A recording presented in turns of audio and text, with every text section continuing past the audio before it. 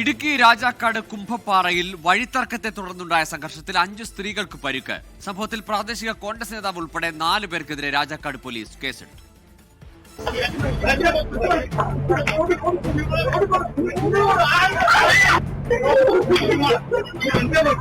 ഇന്നലെ രാത്രിയിൽ നടന്ന സംഘർഷത്തിന്റെ CCTV ദൃശ്യങ്ങളാണ് പുറത്തുവന്നത്.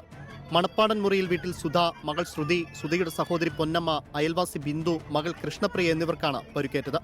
പ്രദേശവാസിയും പ്രാദേശിക കോൺഗ്രസ് നേതാവുമായ ഷാജി ഉൾപ്പെടുന്ന സംഘമാണ് മർദ്ദിച്ചതെന്നാണ് സ്ത്രീകളുടെ പരാതി. തർക്കം നിലനിൽക്കുന്ന വഴിയടച്ച് ഷാജി ഗേറ്റ് സ്ഥാപിച്ചിരുന്നു. ഇന്നലെ അതാരോ പിഴുതുമാറ്റുകയും ചെയ്തു.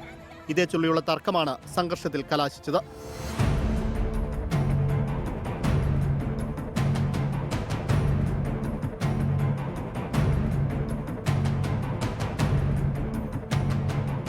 സംഘർഷത്തിൽ പരിക്കേറ്റെന്നാരോപിച്ച് ഷാജിയും കൂട്ടരും പോലീസിൽ പരാതി നൽകിയിട്ടുണ്ട്. കഴിഞ്ഞ കുറച്ച് നാളുകളായി വഴിത്തർക്കത്തെ തുടർന്ന് ഇരുകൂട്ടരും തമ്മിൽ വഴക്ക് പതിവായിരുന്നു. പലതവണ പോലീസ് സ്റ്റേഷനിൽ വെച്ച് ഒത്തുതീർപ്പ് ചർച്ച നടത്തിയെങ്കിലും പ്രശ്നം പരിഹരിക്കപ്പെട്ടിരുന്നില്ല. 24 ഇടുക്കി. ലോകത്തെവിടെയായാലും ഏത് സമയത്തും 24 വാർത്തകളും ഓഗ്മെന്റഡ് റിയാലിറ്റി പാക്കേജുകളും എക്സ്പ്ലെയിനറുകളും വിശദമായി കാണാൻ ഞങ്ങളുടെ യൂട്യൂബ് ചാനൽ നിങ്ങൾക്ക് സബ്സ്ക്രൈബ് ചെയ്യാം.